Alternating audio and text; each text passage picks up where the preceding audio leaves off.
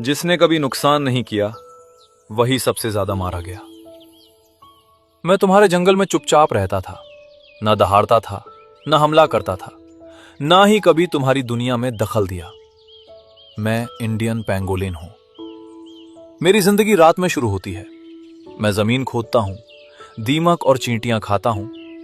हर साल लाखों कीड़े खत्म करता हूं जो फसलों को खा जाते हैं, जो जंगल को खोखला कर देते हैं।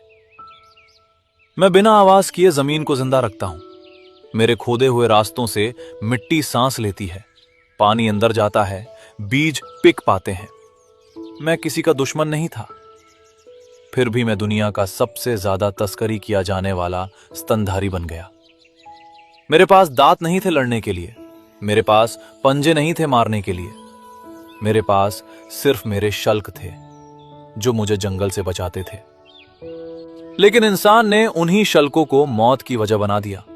उन्होंने कहा, इनसे दवा बनती है, इनसे ताकत मिलती है, इनसे बीमारी ठीक होती है। सच यह है, मेरे शल्क इंसानी नाखून जैसे ही होते हैं।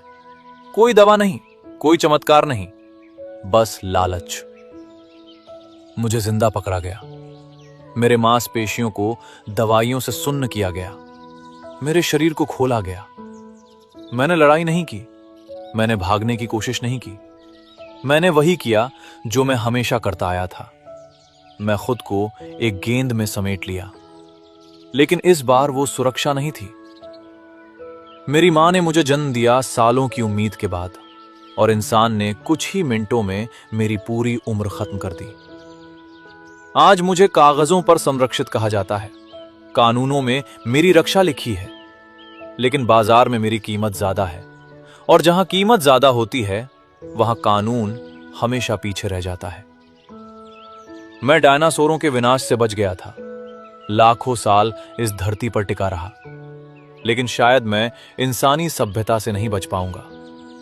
जिस दिन मैं पूरी तरह चला जाऊंगा, तब जंगल शोर नहीं मचाएगा, बस कीड़े बढ़ेंगे, जमीन बीमार होगी, और इंसान फिर किसी नए दुश्मन को दोष देगा। मैं कोई प्रतीक नहीं हूं, मैं कोई कहानी नहीं हूं। मैं एक काम था जो तुमने लालच में मार दिया। और जब तुम पूछोगे प्रकृति पहले जैसी क्यों नहीं रही, तो जवाब कहीं लिखा नहीं मिलेगा, क्योंकि कुछ गलतियां इतनी खामोशी से होती हैं कि उनका नाम भी कोई नहीं रखता।